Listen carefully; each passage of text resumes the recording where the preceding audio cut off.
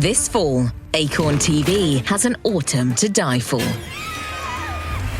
3 months of killer whodunits, with a brilliant mystery every Monday, and a new crime drama every week.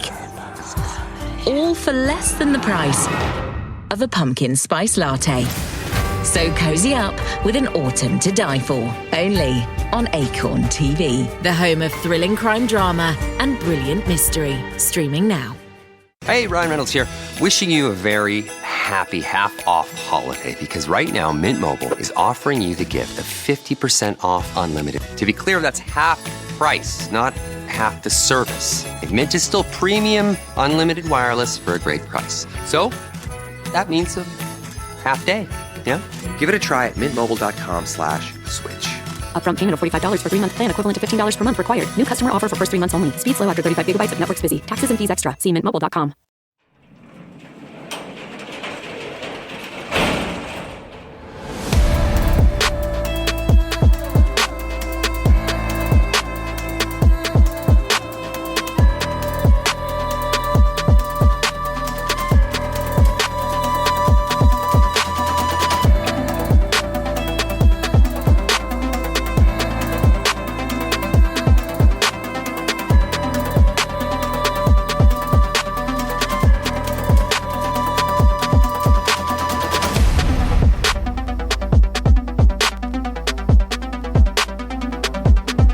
Welcome to True Crime Garage. Wherever you are, whatever you are doing, thank you for listening. I'm your host, Nick, and with me, as always, is the devil who went down to Georgia. Ladies and gentlemen, here is the captain. It's good to be seen and good to see you. Thanks for listening. Thanks for telling a friend. Today, we are bubbling over with joy, featuring Augusta Peach Wheat by the Fun Brewers at Sibling Revelry Brewing Company. This is a wheat ale with natural peach flavor. The folks at Sibling Revelry Brewing say this beer is as complex as Amen Corner. I say I don't want too much fruit in my beer, and this one has just the right amount of peach. Garage grade 3 3/4 bottle caps out of 5.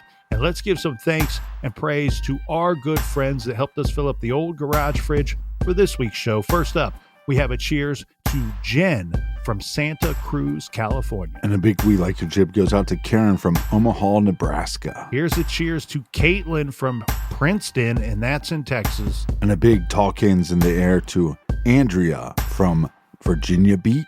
Here we go, Captain. Here's a cheers to Sarah Robertson. She's in Perth, Western Australia. And last but certainly not least, we're going to stay in Australia to give a cheers to Ryan from Blackwater, Kingsland. Everybody we just mentioned went to truecrimegarage.com and helped us out with this week's beer fund for the beer run. And for that, we thank you.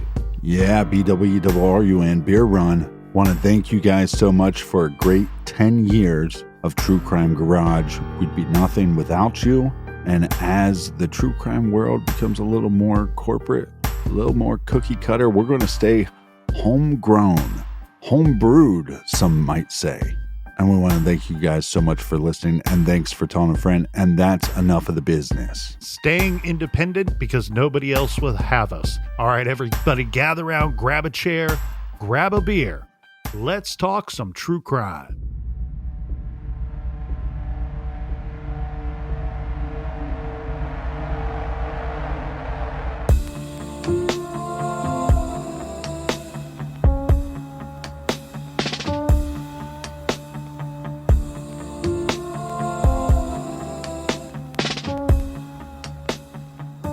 A court hearing today on the ME report that reconfirms Greenberg's death has been ruled a suicide. She was found dead in her Manayunk apartment with 20 stab wounds back in 2011. The case was initially ruled a homicide, but a recent Hulu docuseries has put the case back in the spotlight.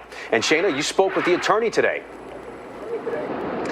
Yes, I did. And the actual hearing itself was really supposed to be the chance to hear from the medical examiner on her ruling. But in lieu of the city unexpectedly releasing her ruling on Friday, calling Ellen Greenberg's death a suicide, the Greenberg family and their attorney say the fight doesn't stop here.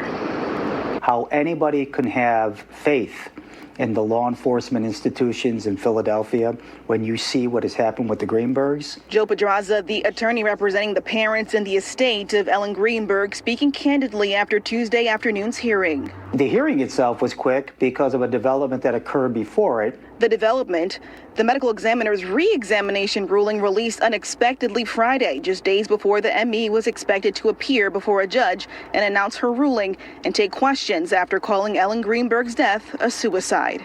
The city has taken the position that the report serves in lieu of the need for the medical examiner to appear. The Greenberg family attorney calling the medical examiner's report shameful. There is no way anybody can professionally express an opinion that Ellen committed suicide. 27-year-old Ellen Greenberg, a newly engaged Philadelphia school teacher, was found by her fiancé in her Manning compartment, stabbed to death back in January of 2011. Greenberg sustained more than 20 stab wounds. Her death was initially ruled a homicide by then medical examiner Marlon Osborne, but shortly after was reversed to suicide. There's so many inaccuracies in the report. There's so many omissions in the report, and there's so many things taken out of context. Pedraza citing a number of points addressed in the medical examiner's report, including the questioning of the time of death and the more than 20 stab wounds to Greenberg's body. These are powerful points that unless you can explain them away, you can't call this a suicide. Pedraza says this ruling, in his view, goes beyond just this report. This report is just another obstacle that's been thrown up by the city to prevent that investigation from being done. Fox 29 reached out to the Philadelphia Medical Examiner's Office for comment, a spokesperson for the department saying in part, quote, the Medical Examiner's Office completed its report and provided it to the plaintiffs pursuant to the obligations under the settlement agreement. We have no further comment as a matter of policy. The Greenbergs lost their only child, a young woman, 27 years of age. They're never going to see her married or go to a marriage for her. All of that has been taken away from them. And then this huge hole in their heart, what does the city do? It just dumps salt in it.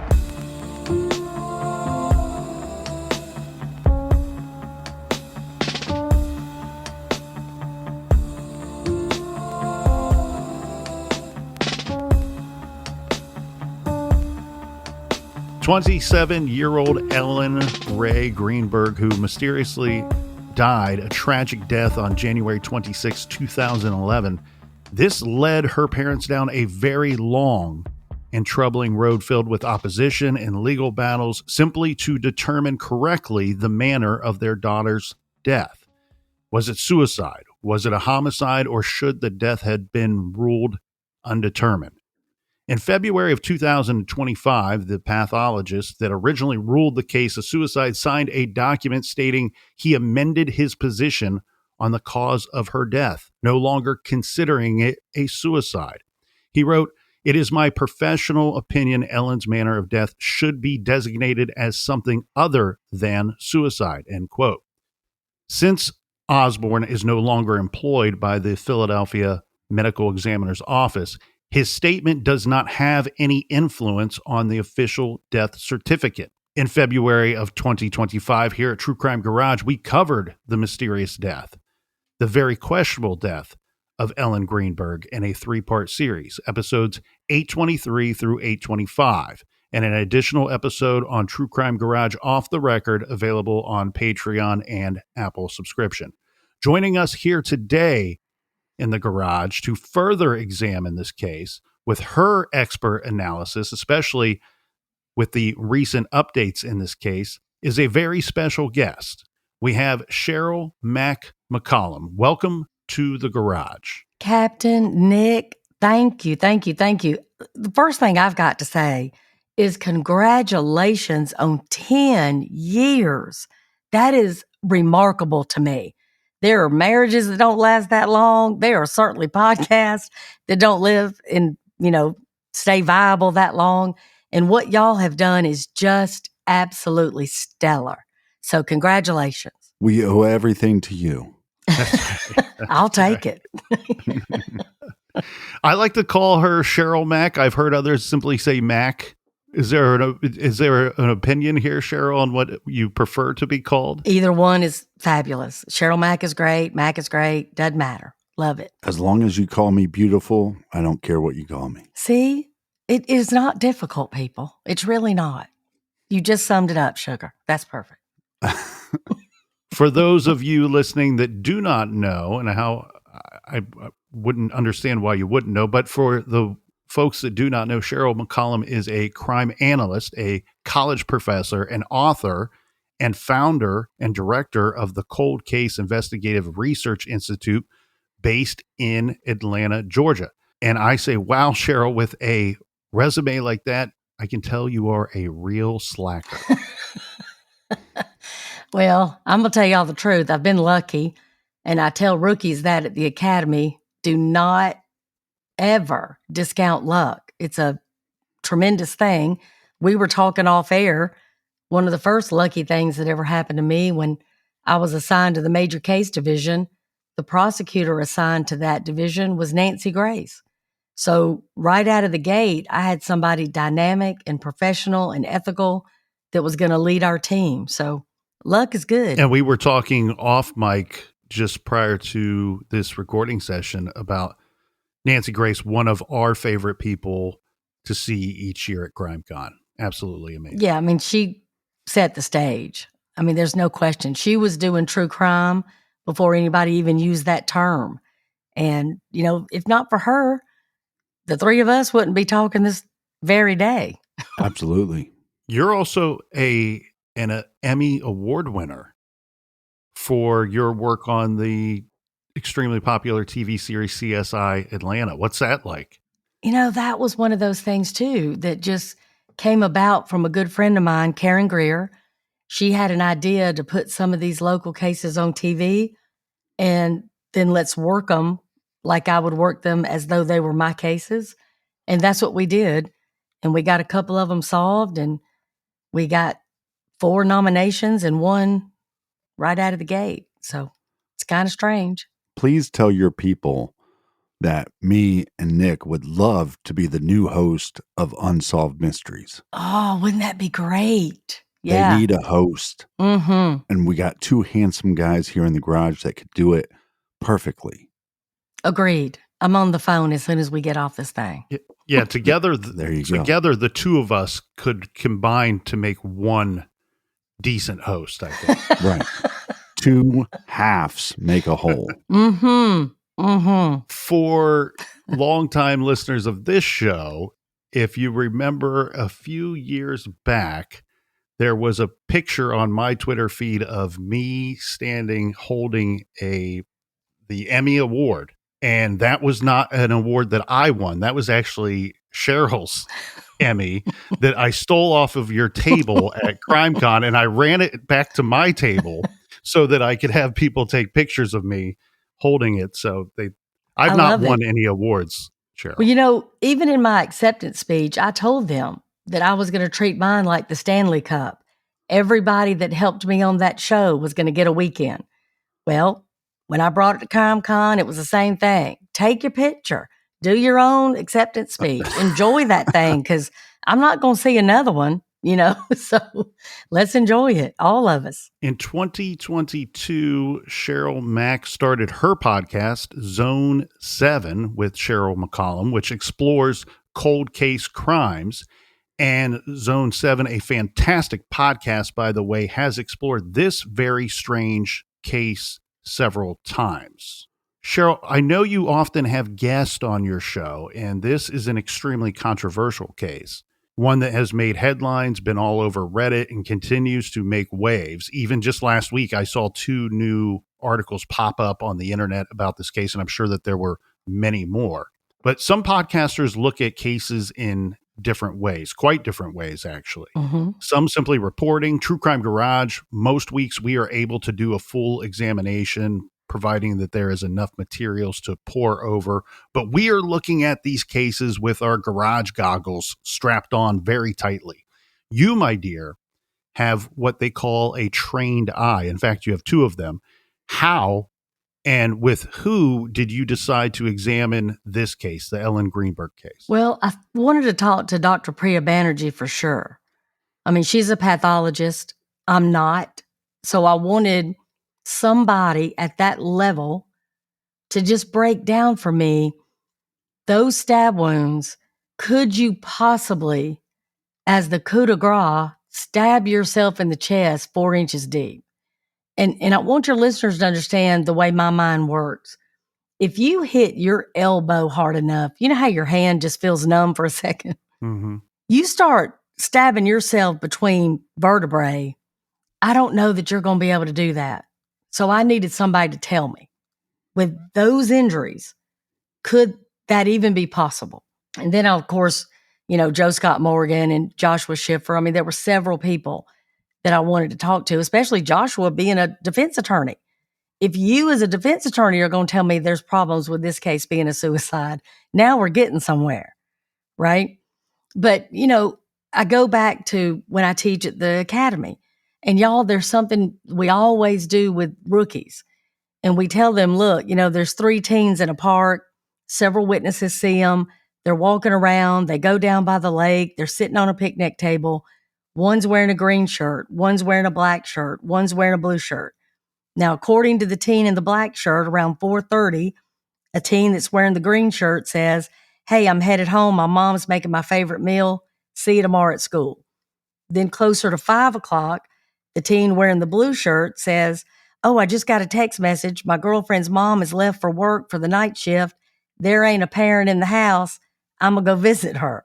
From the group, how many teens are left in the park?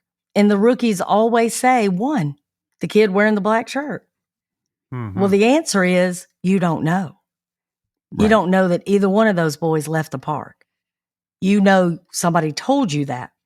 So on this case, with that same frame in mind, when I read that in the police report, and it's been stated all over the place, no forced entry, yet the boyfriend broke down the door. Well, both of those things can't be true. So the problem with somebody in law enforcement writing in the report, no forced entry, right out of the gate, that tells me they accepted somebody's version of what happened, not their investigation. Because if they had done an investigation, it would have never said no forced entry. And I think that plays well into something that I'm reminded of regularly when we examine these cases. It goes to public perception of how an investigation is conducted and how a determination is made. And a lot of times I think that the general public assume that the medical examiner is simply looking at the body in front of them, writing up their report, and making a determination solely off of that. But what gets left out of that equation a lot of times is something that is very real and very true, that they are also taking a look at the circumstances in which the body is found, how it is found, what is found with the body, and the story of the scene certainly plays into their ruling, correct? 100%, Nick. It's got to, especially if they weren't at the scene. The crime scene tells you so much. So does the body. But you need both of those things. That's why when you have a really good homicide detective, they're going to the autopsy. And how much do you think that written into the record of no forced entry may have played a role in the deciding factors of ruling this a suicide right out the gate? There's no doubt about it. So when you watch TV, you know how sometimes on a show, somebody will roll up and they'll say, hey, Joe, what do we got? And then Joe will tell them, oh, there's a girl dead on the 3rd floor, homicide or suicide, or, oh, it's a terrible accident. I don't ever do that. I go in that scene by myself. I determine what I'm seeing based on the evidence. So the evidence leads me, not Joe. I don't care what Joe thinks yet. When I come back out and the lead detective goes in, then we talk. If we both see homicide or suicide or accident or natural, then great, we're on the same page. If we're not, we're going back in together. And I want to see what he saw, and I want him to see what I saw so that we can make the best determination. Because something like this case should never happen. homicide, suicide, homicide, suicide, suicide, homicide. That shouldn't be a back and forth. It just shouldn't. That should never happen. So somewhere, evidence was not put together properly. It wasn't put together so that everybody understood this is what we're looking at. I mean, you've got the court of public opinion that will tell you this young lady was murdered.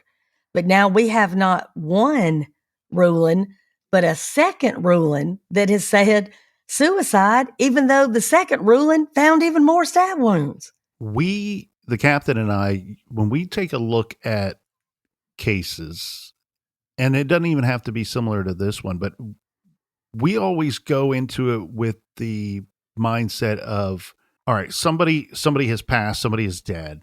Why? But we always look at it as this is a homicide until we can prove otherwise, or until we see other suggestive evidence that it's not a homicide. Because I feel like the flipping it back to a homicide is far more difficult than to take it from a homicide angle and then it becomes an accidental death or a suicide. Nick, you and the captain have just nailed it. Every single death should be worked as a homicide until you see differently. It doesn't matter if the person is elderly and they have a disease and you see a bunch of pill bottles. Work it. Work it. If nothing else, it's going to be great training. It's a good training day. But when you start to see something where you're like, okay, have you ever seen a suicide with 20 stab wounds to the head, neck, and chest? 10 to her back and 10 to the back of the neck. Well, that's what I'm saying. The back of the neck, the head, and the chest. In 44 years, if I tell you I've never seen it, suicide ain't coming to my mind yet. I can promise you that. It's just not. So then I want to know, where did this start? It starts with a 911 call. I want to hear it. I want to hear that call while I'm standing in that apartment. You hear me? Mm-hmm. And when I hear a delayed mention of a knife, baby, let me tell you something. If it's a stranger and I'm walking through a subway and they are laying up against a wall with a knife protruding from their chest, that is coming out of my mouth in the first two sentences, if not the first sentence. The fact that this man did not mention a knife is stuck in her chest first tells me something. And then he readily accepts she did it to herself. That should stop everybody. It's almost like he's setting up the narrative. He's saying, oh, I don't know what happened. Oh, now I see a knife.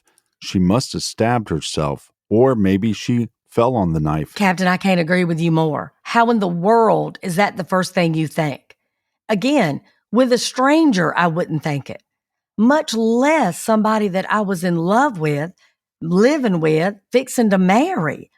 The last thing I'm thinking, we are so happy, is that she's done this to herself. And I almost feel like his demeanor is that he's comfortable with this situation, almost implying that he saw her in this position more than a couple times or more than a couple minutes in order to make this call. And I also think it's very strange if I'm having to break into my house and I see my partner hunched over with a knife. You'd think his body would go into some fight or flight mode and also protective mode of himself. Is there an intruder in here? And his mind seems to never go to that thought process. Never. He won't even let law enforcement think it. He wants to tell them immediately she did this to herself, which if that were my case, I would have worked it as the opposite were true until I could see different. So again, one of the things that really stuck out for me was when 911 is transferring the call, he's completely silent. Well, panic, don't wait on a transfer. If you're panicked and you're like, honey, or, help, or whatever he was mumbling and talking before should have been true through the transfer. But he was silent, waiting for the next person for him to say something. So there's a lot of flags with the 911 call. So you add that to no forced entry, but there was forced entry, to why today? Why that day? Why that location? She didn't go to the bedroom. She didn't go to the bathtub. She went to the floor and blocked him coming in. Like, none of that makes any sense to me at all. When looking at this, I had just figured he goes down to the gym of the apartment building that they live in. And that was a way of him to, I need some time. Something just happened up there. If he's responsible, it's obviously a very frenzied attack that not a lot of thought was put into it. If he is responsible, I don't know that he planned on doing this that day at that moment. Appears to be a frenzied attack to me. And then he goes down to the gym to collect his thoughts and, like the captain said, start to put together his narrative of, okay, I'm in a situation now. How do I fight my way out of this trap that I've put myself in? Because she's up there and she's dead, and that's not changing.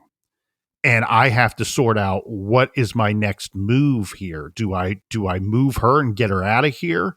Mm-hmm. Or do I stage the scene to make it look like something else? And do I go down to the gym to take the shower to get the blood off of me? I don't know.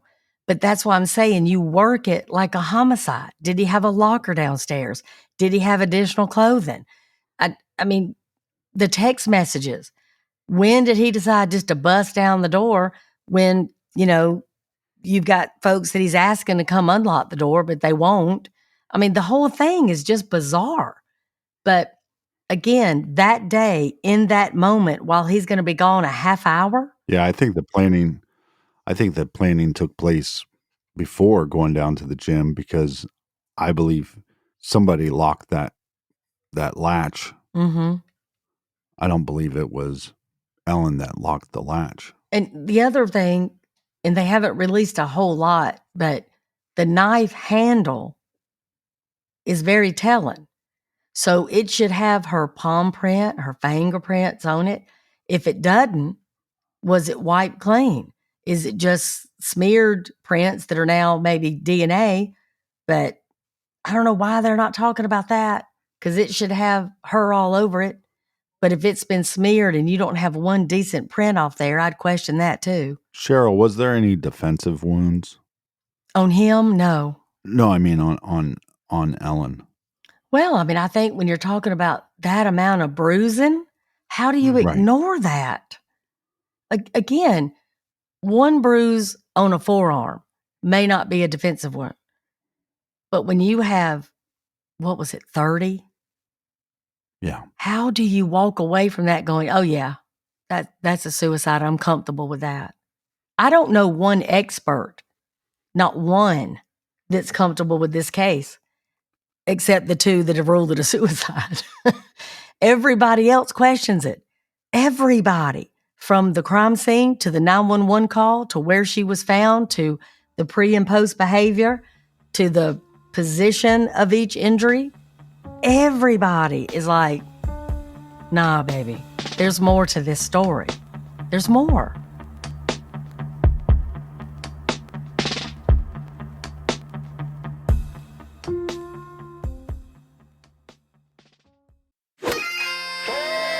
He's Kenny Mayne, the funny guy from ESPN. Formerly. He's Cooper Manning, the more intelligent and handsome of the Manning brothers. And he's Brian Baumgartner. But to me, he'll always be Kevin from The Office. Yeah, you and everybody else. Together, we're the hosts of the new comedy golf podcast, We Need a Fourth. From Smartless Media and SiriusXM. It's like a cold beer after a round. You hear the strangest and most bizarre golf stories from our friends, athletes, celebrities, and comedians. It's all about how much we love golf and how much we hate golf. New episodes are out every week. Listen now and subscribe wherever you get your podcast. Could just be anywhere, just on a couch. Doesn't matter. This show is sponsored by BetterHelp. I've been reaching out to friends and loved ones and trying to put extra effort into family members and friends that put the effort back into me. As the seasons change, shorter days don't have to weigh you down. This season, BetterHelp encourages you to reach out, check in on friends, reconnect with loved ones, and remind them you're there.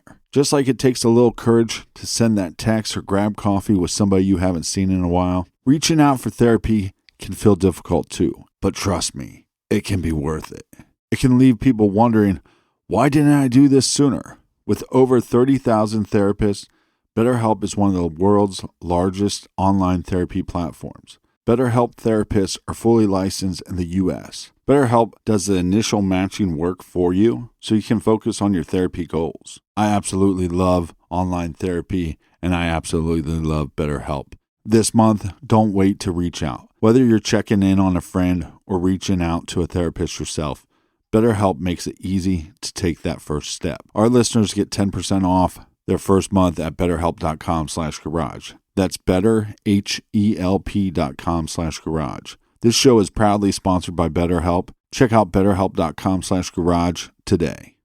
As the weather cools down, pets get just as excited as the rest of the family, which means you need toys that last, treats they love, and all the essentials to keep them happy and healthy. Chewy always comes through with fast delivery, great deals, and everything in one place. Food, treats, toys, even supplies for horses, farm animals, birds, fish, reptiles, and other small pets.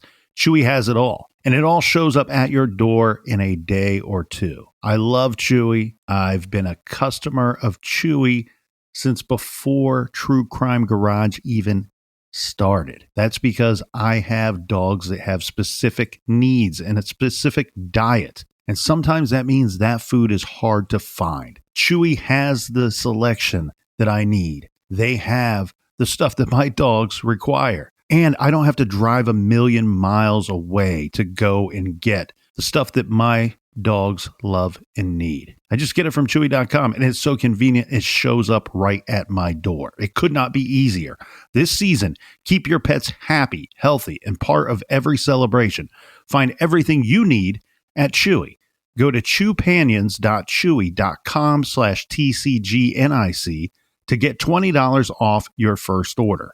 That's chewpanions.chewy.com/TCGNIC to get $20 off your first order.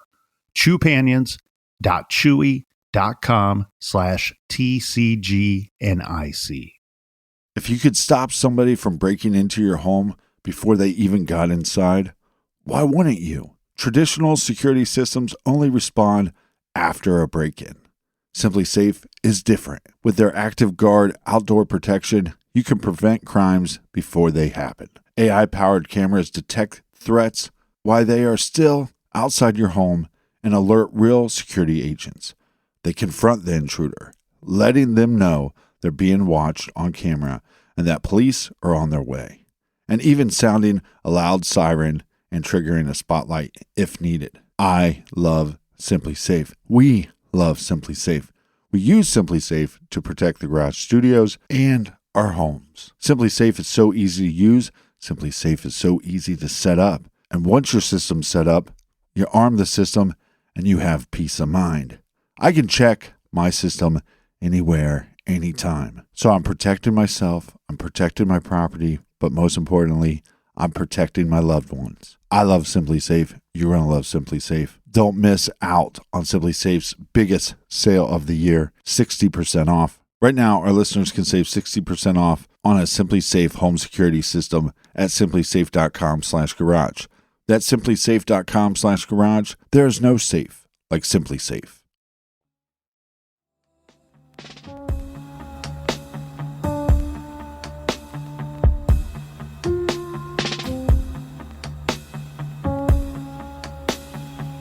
How much do you think the first ruling, does that box in any other future expert or person that has the ability to change the ruling?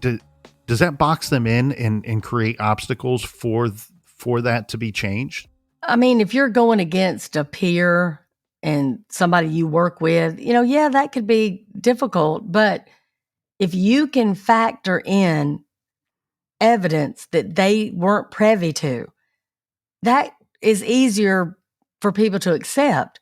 So, look, there's no note. There's no text goodbye. There's no call to her mom beforehand. There's no giving away, prized possessions. She didn't hug all her students goodbye. Like, there's nothing that suggests she was going to go home and do this. She had forward plans. She had future things that were on a calendar, one being a wedding. So that day, in that moment, in such a short window, something beyond tragic had to have occurred for him to say, hey, honey, I'm going to go to the gym. When I get back, we'll have dinner and watch Yellowstone. No, she decides to kill herself. Why? After a great day at school, all her friends at school said, no, it was a great day, normal day, nothing out of the ordinary. She wasn't accused of doing anything. She didn't have police activity. She didn't have a parent complaining. There was no reason. Even he has said, no, we were good. Now, she had some mental issues. Okay, well, that's vague enough for people to run with it, but it's not clear enough to give a conclusion that would satisfy me if this was my crime scene. There's a whole lot of people that suffer from different things, and they don't hurt themselves. And they don't hurt themselves on a great day, happy time, with something that's coming up in the future that they're thrilled about. Well, and some people will cut their wrist, or they will hang themselves, or take pills. Yep. But to stab yourself over 20 times in the front and the back, and back to what you were saying with the slashes to the vertebrae, if the knife was sticking out of her neck, maybe that makes some sense, because now we know, well, this is the final blow. Right. But that wasn't the final blow. So then we have to even imagine, if she did this to herself, can that damage be done to somebody by themselves? Dr. Priya Banerjee says no. And I'll tell you something. Mark 4 inches on a knife and try to get it in a chicken. And monitor the amount of force it takes you to get it into a chicken. And to think that's the last thing she did with that much force and effort after her vertebrae is damaged.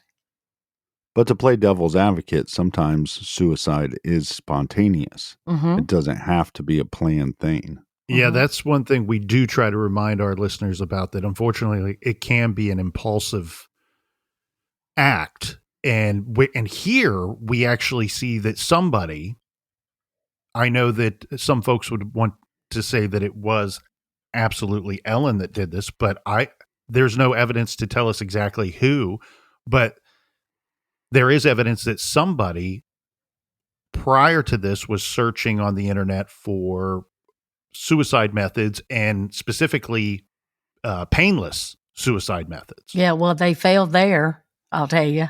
And here's the deal too, just going back to the boys in the park. I don't know who did that, but they didn't select something that wasn't painful. And if you're talking about spontaneity, well, she beat the hell out of herself first. That wasn't too spontaneous.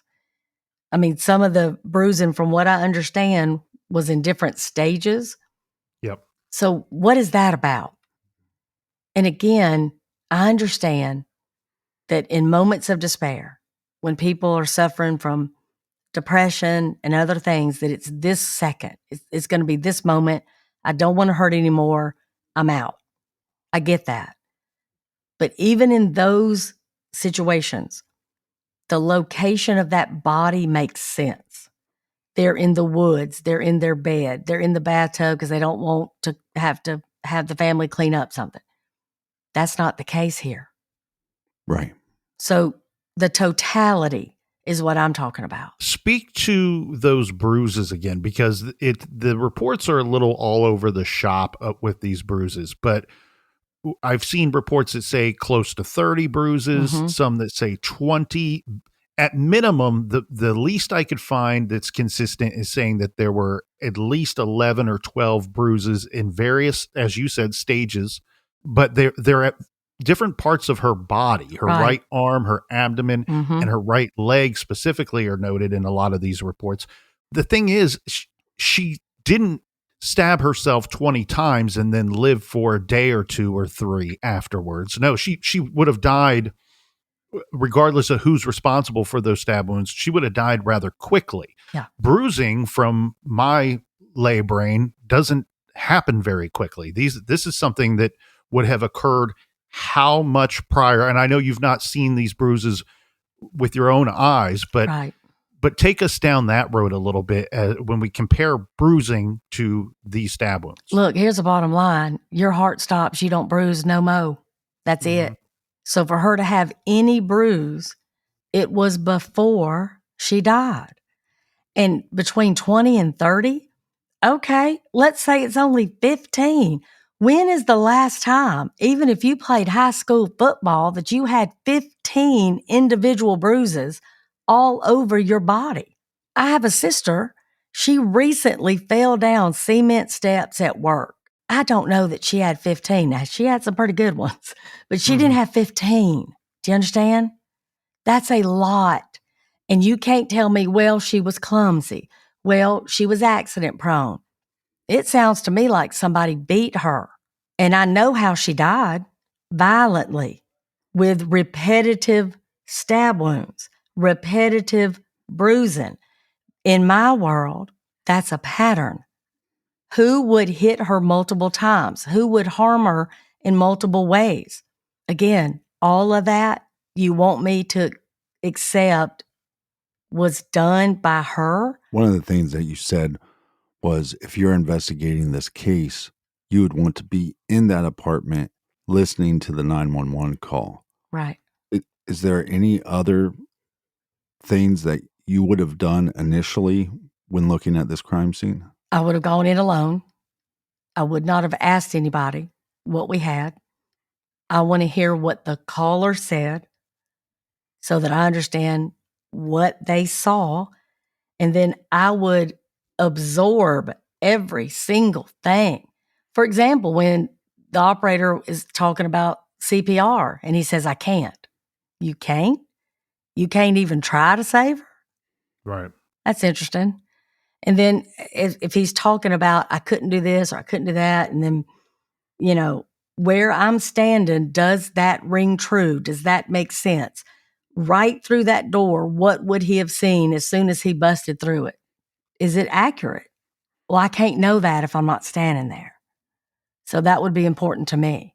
The other thing is when he says she's flat on her back. Was she? I heard she was propped up on a cabinet. Well, again, both those things can't be true. She fell on it. She fell on it. Why would he ever say that? How do you just walk through a kitchen and fall on your knife 4 inches into your chest, somehow flip yourself up to lean up over a cabinet? But he accepted that immediately. He accepted that she did it to herself on purpose. He never once said, oh my God, somebody killed her, which is, I think, what anybody would think immediately. Somebody had to have done this. The person that I love wouldn't take their own life. They wouldn't leave me. He readily accepts it. She did it. Not to get too far into psychology here, but do you feel like that in itself is, to me, because it screams of someone that is an abuser, right? Mhm. To hey, not only am I going to, I forced myself into this situation now where I have to create some kind of narrative that doesn't point the finger at me, but rather than go, oh my God, my girlfriend's been murdered. Somebody came into our home and killed my soon-to-be wife. No, he's saying she killed herself right out the gate. Never says anything about potential murder. Is that like, a lot of times abusers believe that the person that they're abusing deserves it or is forcing them to abuse them. Well, they're certainly blaming the victim. I mean, it's her fault. You made me so mad, I had to slap you. You made me so mad, I pushed you down the stairs. You did it. Sure. because he doesn't give you just one explanation. He gives you two in a 911 call. Both are her fault. Either she did it to herself because she's got mental problems, or she's so ridiculous she somehow fell and stabbed herself to death on a knife. Either way, it's her fault. It ain't mine. That's all I can tell you. I didn't do it. She fell 20 some times on the knife. Yeah. Officer, I didn't do it. That's a trick. I was in the gym. I was in the gym. It's snowing. It was snowing real bad. Do you think there's any thought process in the idea that he is setting up a narrative? So let's just assume for a second that he's guilty of this crime. He's setting up a narrative where he goes, well, the door was locked and I wasn't here.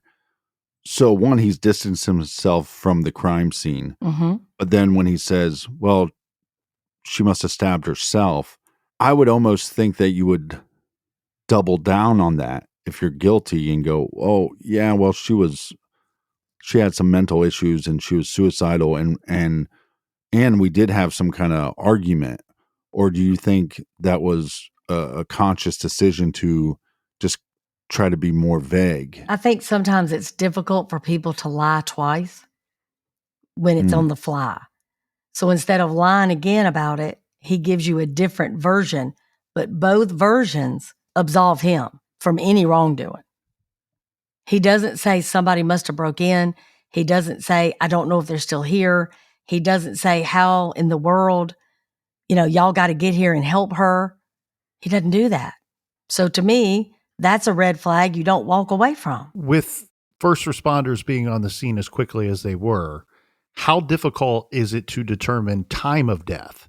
Because that would seem to clear things up very quickly in this case. Again, they relied on him. He says, I left at this time to go to the gym. I was there this amount of time. I returned home. That's your window. That's your only window.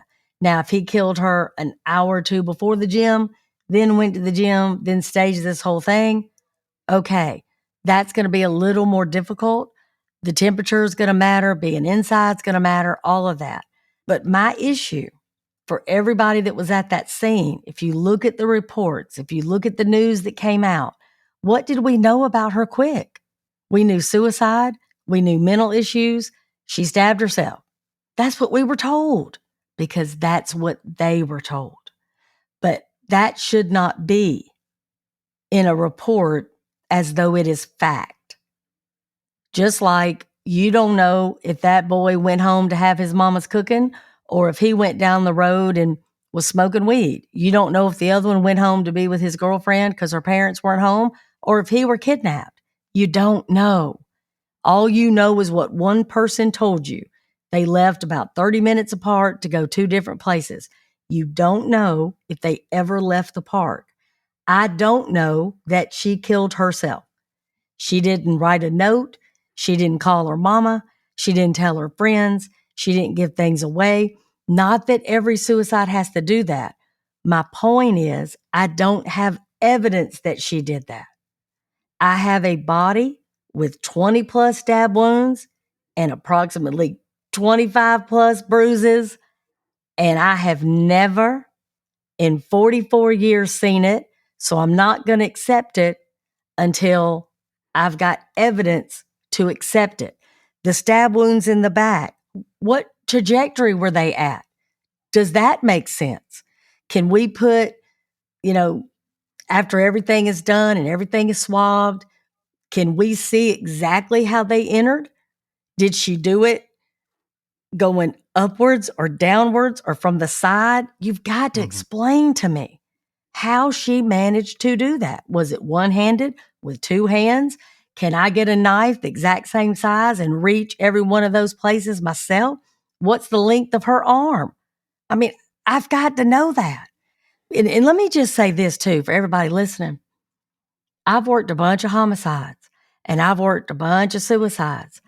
Before you sit down with a mama and a daddy, you better know everything. You better be able to prove it to them 14 different ways that this is what happened.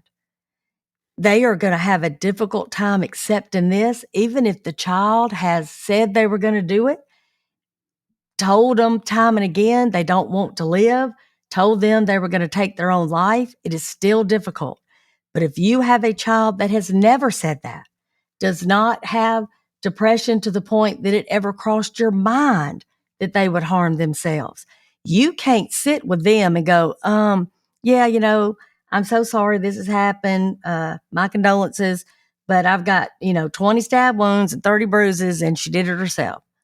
That ain't gonna cut it, honey, at all. To your point too, we don't have any, not only did she not leave a note or call her mama, but there's no previous history of her cutting herself or Nope. even a single stab. Nope. And here's the other thing.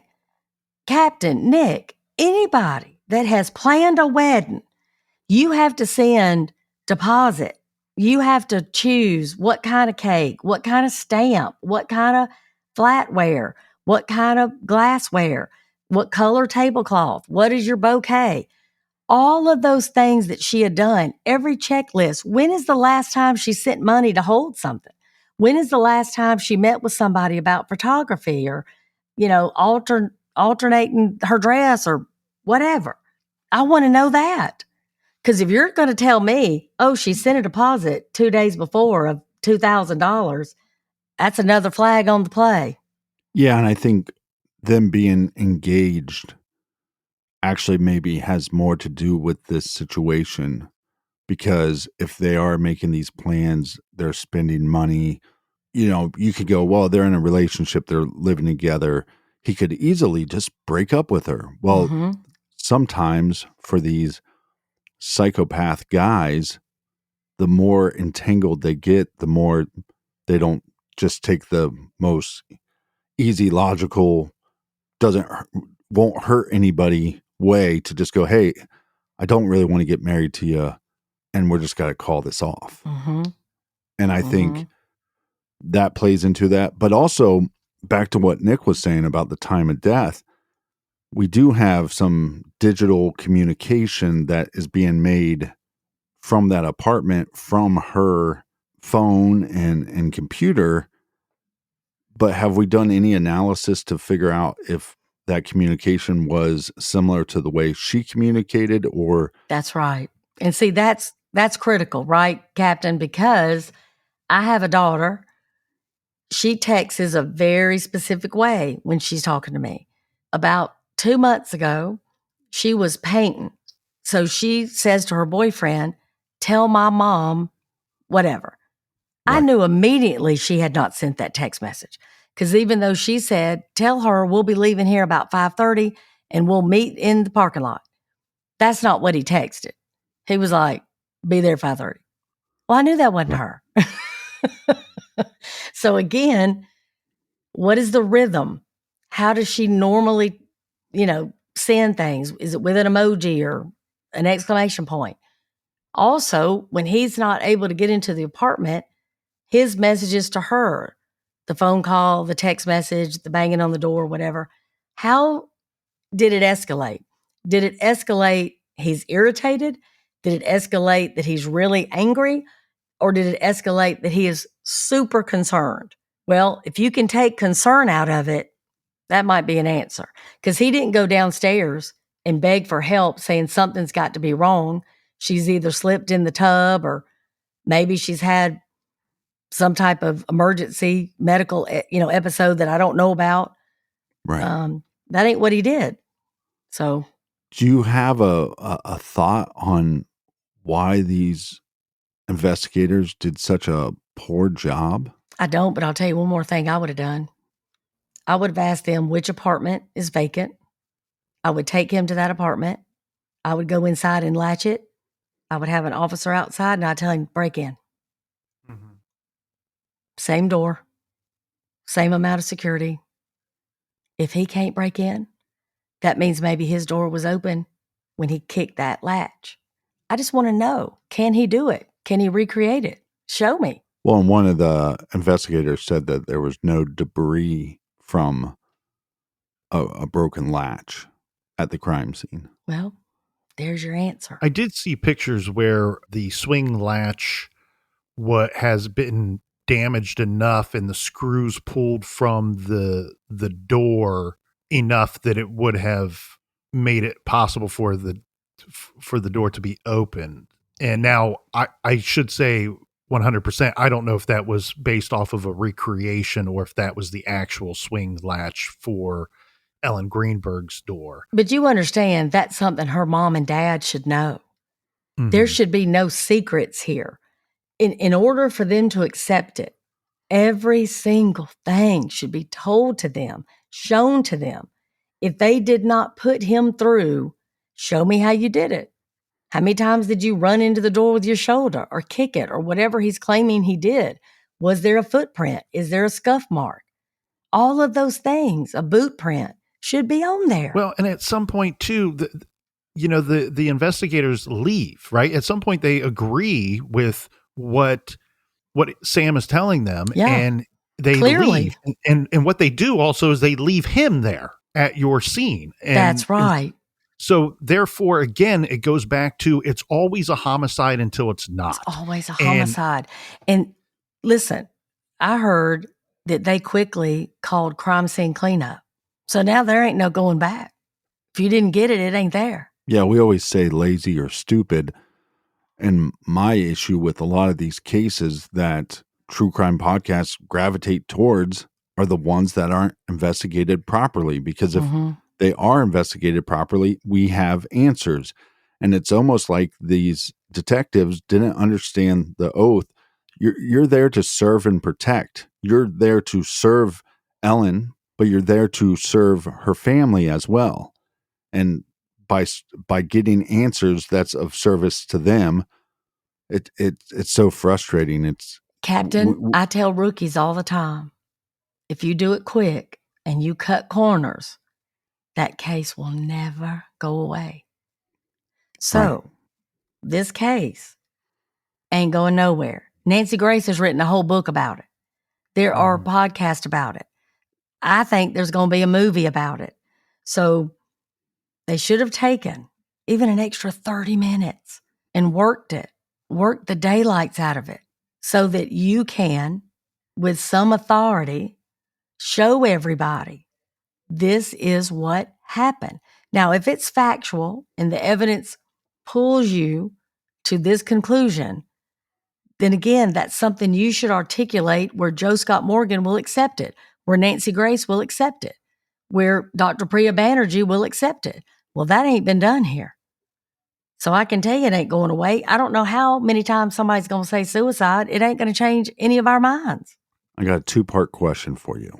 Okay. If you're investigating this case, are you questioning the fiance at the apartment complex, or are you taking him down to the station, and would you give him a polygraph test? I already have his 911 statement, which is good. He's already locked in on that. Any spontaneous utterance at the apartment, anything that we're asking, did you have a fight before? Is there a note? Is anything in the home missing? He's going to tell me, no, nothing's missing. Nothing's out of place. There's no sign of a struggle. Okay. Then he goes downtown. Well, now he's locked into 2 statements. So that's how I would start the dance. And what about giving him a polygraph test? That's up to him. Usually when you get to that point, he's going to say yes or no. I understand that he's probably going to talk to somebody pretty quick and they're going to advise him not to do that. But again, at this point, I would already have 3 statements. I do want to echo something you just said here, Sheryl, about telling the rookies, don't work the crime scene quick. A few years ago, I had the privilege of taking a CSI class. It was a 3-day course. And I was the only civilian there. That everybody else there was somebody that had worked CSI, was a detective, fingerprint analysis. It was voluntary reoccurring training. And the thing that really stood out to me that they were teaching there was they're telling folks that are experienced at crime scenes, that have been to multiple crime scenes, this ain't their first rodeo. It was certainly mine, but they're telling everybody else in the room, remember, you only get one shot at your crime scene. Amen. We can't say it enough. You get one shot at this crime scene. You can only be there for the first time once. So don't rush out of there. Don't think that you've done this a million times. You've seen it all. You know what you're looking at right away. Do your due diligence. You only get one shot at that crime scene. 100%. And listen, I'm still an active crime scene investigator. CSI is what I do for a living. So not only do I preach that, I try to live that. I can get to a scene and it looks, pretty A to B. You've got a deceased person with a gun beside them and an obvious sign of struggle, whatever. I'm going in that trash can. I'm going in that refrigerator. I'm going to go in that mailbox. I want the whole story. I'm going to go in that drawer next to your bed. Then I'm going to go in your closet and I'm going to look in that secret box that you don't think nobody knows there. I want the whole story. I know you got a big old Bible on your coffee table. There's more to you. And I need to know. I need to understand the victimology. Who would want to hurt you? Who would be so frazzled by it they would leave a weapon behind?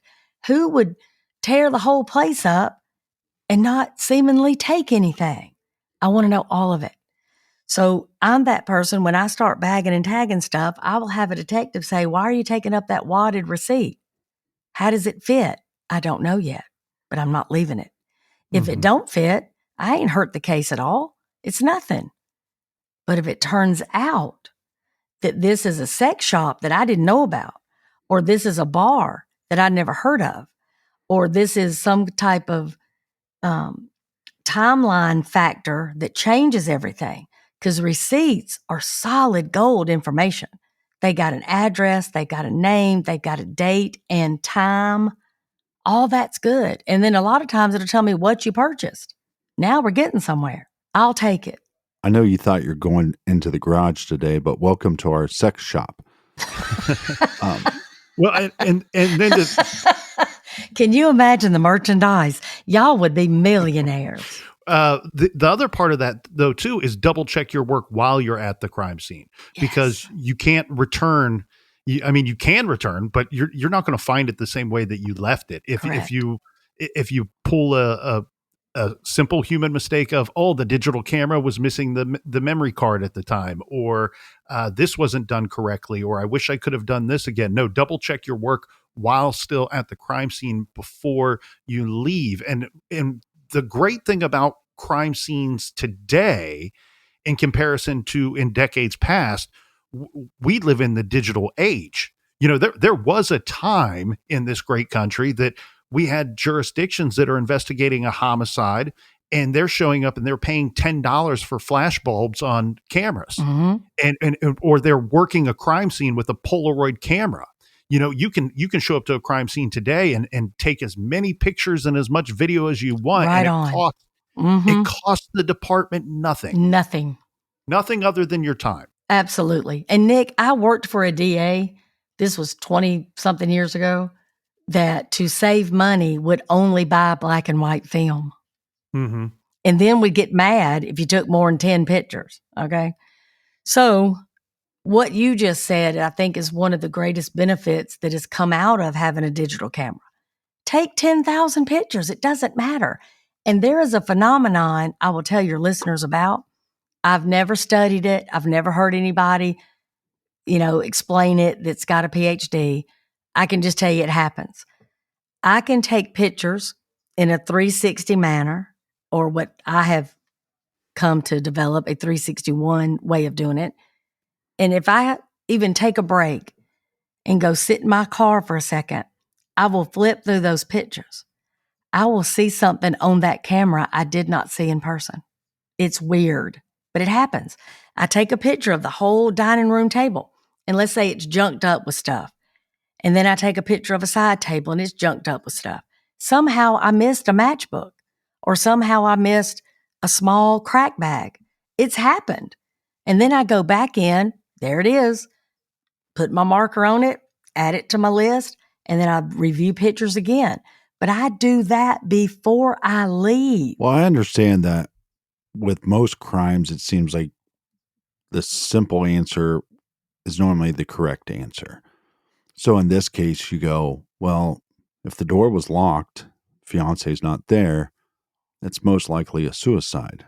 But because they only investigated it as such, they didn't look for foreign fingerprints or DNA. And Derek Levasseur on a podcast recently was talking about this case, and he was talking about a crime that the BTK committed, where guy and girl go on a date. He takes her back home. I can't remember if the guy went into the house or not, but after some time period, he leaves, and BTK was hiding in a closet, comes out, kills her. Then obviously, if you're an investigator looking at the case, you're going to go, well, if she was murdered, she's probably murdered by the last person she was with, which would have been her date. So if they would have investigated this as a murder first, then you have to start questioning not just the fiance, but everybody in that building. And also, did she have another partner outside of the relationship? Did he have another partner outside the relationship? Because there could be a scenario here where it's not suicide, it's not murder by the fiance, but it's still a homicide by somebody else. Right. And I love Derek Levasseur. He has been so generous. He has worked with me on a couple of cases of mine where, just being able to sit down and talk through a case, you'll all of a sudden think of something, just having that, backboard. So he's fantastic. Well, and he also smells good. He does. He absolutely does. Smells delicious. He does. He does. And he's fun, But, to me, yes, that happened with BTK, no doubt. And that was, again, super violent, but there was a sexual assault. Here, you don't have a sexual assault. So anytime you have a case that is highly violent and just vicious with no sexual assault, you ask yourself, okay, people are only killed for 3 reasons: sex, money, and revenge, for the most part. Now, there's a 4th one, and that's just when somebody's crazy. But crazy, you can pretty much come up with pretty quickly. But if this isn't about money and she wasn't sexually assaulted, it was somebody mad at her, well, your suspect pool gets shrank pretty good. Back to the crime scene as well. I had talked with a retired FBI agent, and there was a serial homicide offender on the loose in the early 90s in the Chicago area. And together we were taking a look at one of the crime scenes, and he showed me 3 Polaroids from one of the homicide scenes. One was a set of stairs that had some blood on it that was leading up to the location where the body was found. There was a picture of the body as it was discovered, covered by a like old dirty blanket, and then a picture of the victim, the rotting corpse that was lying partially under this blanket, now fully exposed in this last picture. He says to me, Nick, I want you to take a look at these and tell me what evidence you see, and also if you have any questions. And I said, before we get to the evidence, my first question is, why aren't there more pictures? And he goes, exactly. He goes, that's the problem. We're handed this case by Chicago PD. We get 3 Polaroids from a homicide scene. He goes, we unless it's something that they captured in one of these 3 pictures, we got very little to work with. And this, to me, is, you do your due diligence, even if you're going into this place and you walk away thinking it is a suicide. Where's the pictures of Samuel's fingers, of his hands, of his forearms, of his clothing, and then to hone in on something that you had said early in our conversation here, Sheryl, and the captain touched on it as well. What I'm also not hearing in a lot of these reports, or seeing in a lot of these reports, is an investigation that took place outside of the 4 walls of their apartment. Absolutely. Right? You have this whole building that's your crime scene. Your crime scene isn't just their apartment. It's this entire building. Do the 3 of us agree? I mean, the swing latch on the door is essentially his alibi. There is a report that there was activity on her laptop within 60 to 90 seconds after he's seen on surveillance about the same time he's entering the gym. So he would have already made his way downstairs. And now he's entering the gym, and there was some activity on her laptop at that time. I don't know exactly what that activity is, but it's only stated as activity. So those two things would be his alibi and support the story that she was alone in that apartment at the time. But do the three of us agree that whatever happened, if she did not kill herself, if she didn't stab herself 20 times, do we agree that it happened before 4:45 when he's seen entering the gym? Because there are a few folks that I've talked to and said, well, he could have come back up there, bust down the door, and then killed her. Yeah. And there's also a lot of misreporting. Like at some point, law enforcement reports that he came back up with the security guard. Well, that's a big difference of situation, because now you have somebody essentially an alibi. But if I'm investigating this, I'm testing the bathroom drain for blood. Yep. And I'm testing the gym drain for blood as well. 100%. That's why I said that he'd go to the gym to get the blood off of him. Part of the thing is, you've got a security guard. You've got cameras somewhere on the outside or in the lobby. You've got the latch, allegedly. So you're pretty much letting me accept that somebody stranger didn't come in and out of there unseen. They don't have the fire escape. I mean, how did this person get in and out, right? But with him, we don't have what I would like to have. So remember Drew Peterson, when his wife, Kathleen, was found in the dry bathtub? He went and got a neighbor. The neighbor's the one that called 911. Well, was the fiance going to get the security guard so the security guard could find her? I don't know. I want that answered. Why wouldn't they go with him? Why wouldn't the super or whoever come up and help unlock the door? I don't know. Did they not believe him, or did he not try to get them? I don't know. They haven't released enough so that I can make the right call. I'm saying, though, you've got two parents that are going to burn through every dime they have to get justice for their child because they don't accept it. You have got a slew of experts that are well respected, that understand crime and crime scenes, that understand autopsies, that understand suicide, that have not accepted this.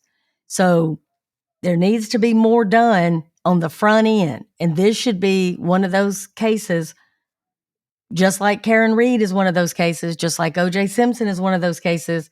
If you want to show law enforcement how 10 years of their life can be wrapped into something where somebody at the grocery store thinks they screwed it up, here you go.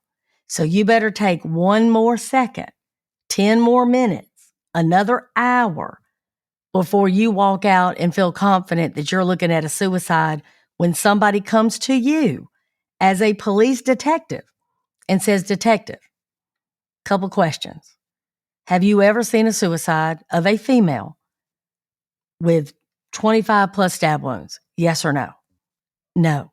Have you ever seen a suicide of a female with 25 plus stab wounds that also had 25 plus bruises? No.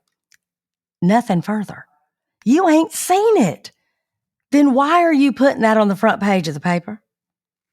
Because you can't articulate how you got there. And as you said earlier, what is the trajectory of those stab wounds to the back? I would have to know that.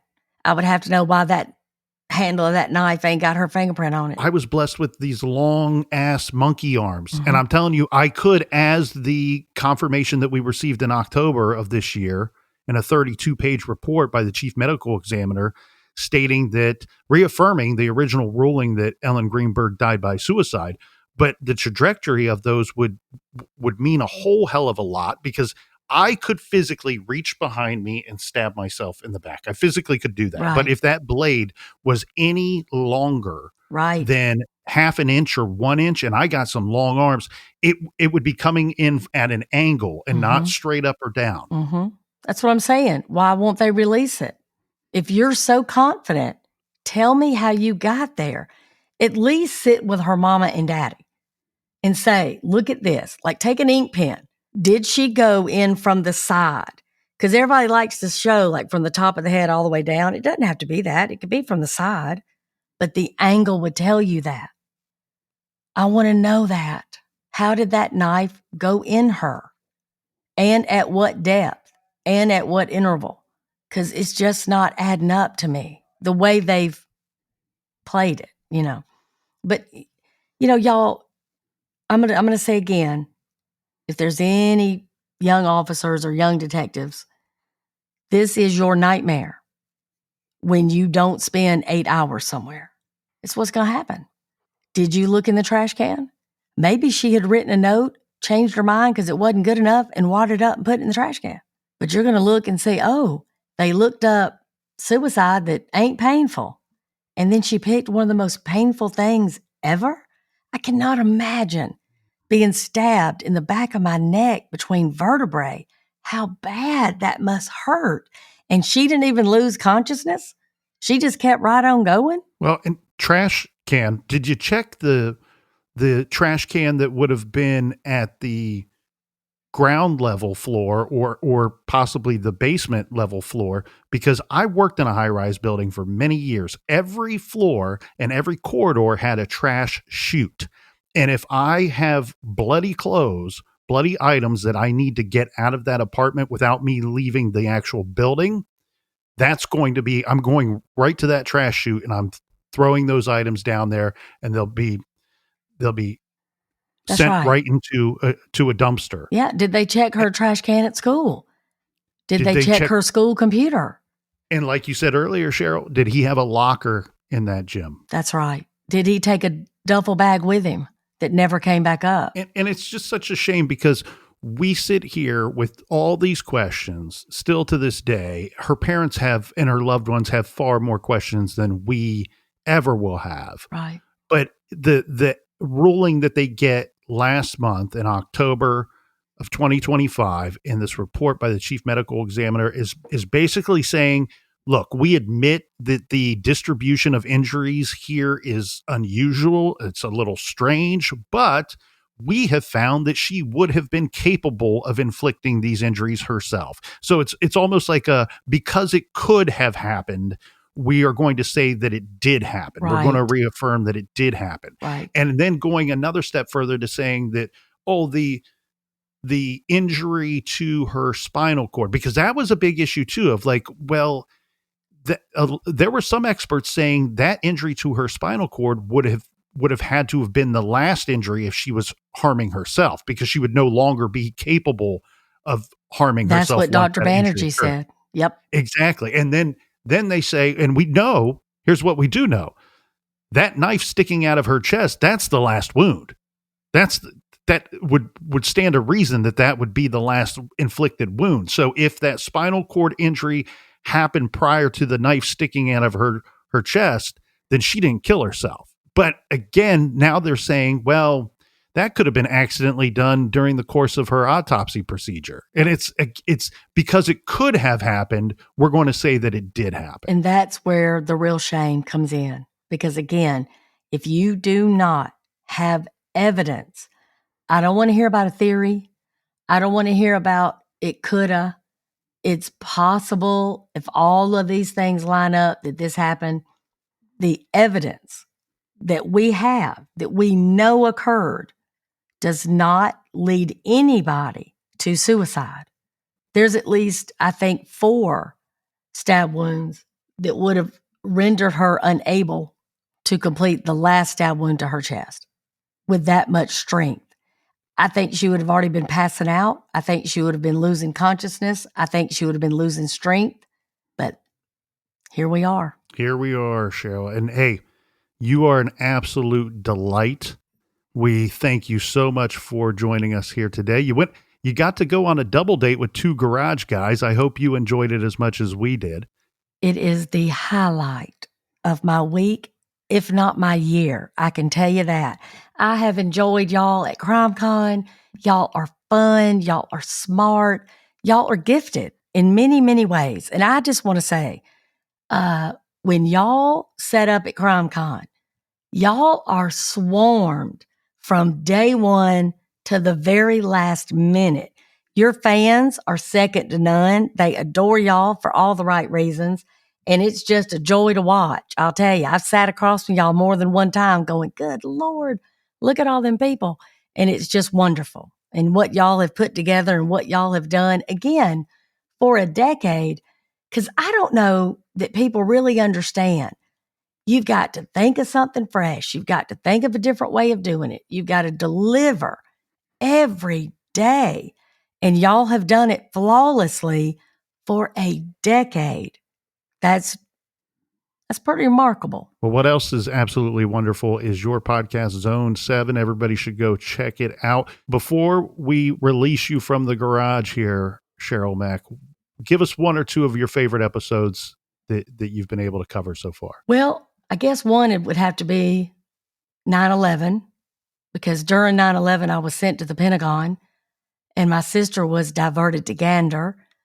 And there was a constable in Canada that made sure she was safe and had some fun while she was stranded there.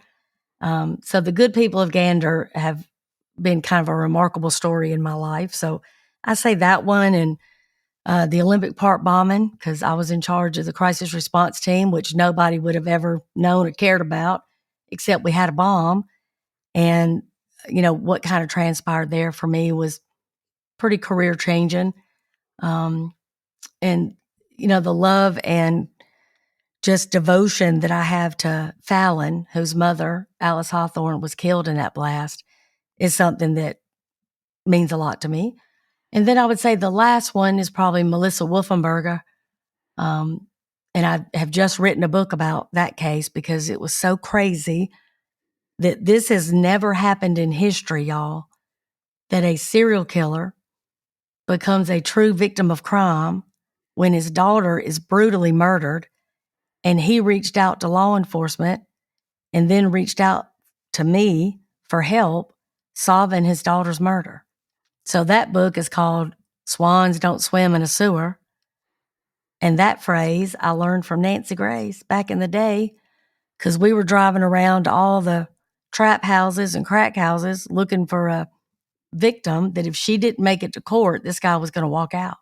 And the rookie driving us around all these places was getting a little irritated that we were just going to one horrible situation after the other looking for her. And he's like, why in the world are we doing this? Why don't we go look in better places? And Nancy was trying to explain to him, where do you think she's going to be? She's a crackhead that is our victim, and she was brutally attacked. But if we don't find her, this person is going to be out there to hurt again. And she said, swans don't swim in a sewer. Of course, we have to go to pimps and drug dealers and other violent people. So in order to try to help solve this case, I had to use a killer to catch a killer. Incredible. Amazing. Thanks again for joining us here in the garage today. And we look forward to, hey, let's do it again. And we'll see you at the next Crime Con. I appreciate it so much. And y'all call on me anytime.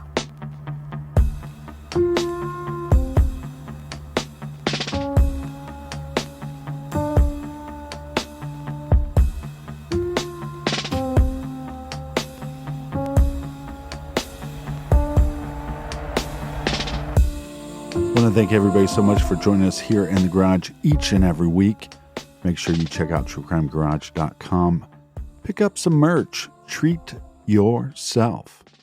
Colonel, do we have any recommended reading for the beautiful listeners? We're going to do a little recommended listening, a little recommended viewing this week. We're going to double down. First off, of course, go and listen to Zone 7. It's a fantastic podcast. You'll be smarter for doing so.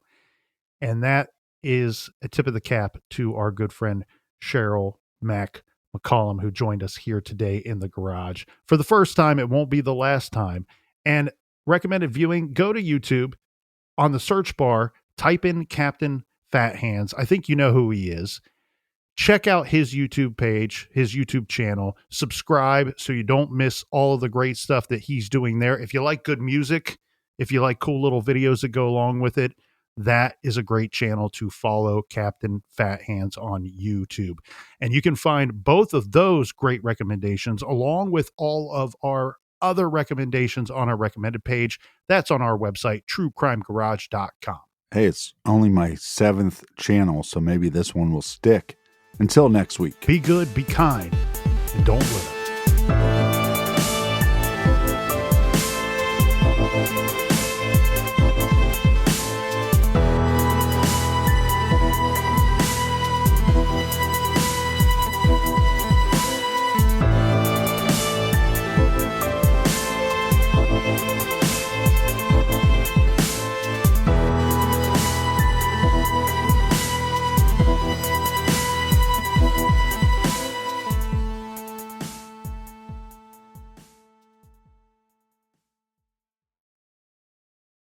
Bob Evans creamy mac and cheese and buttery mashed potatoes are made for the moments you can't plan. Like last-minute school costumes, glitter explosions, or when little Liam brings 3 friends for dinner.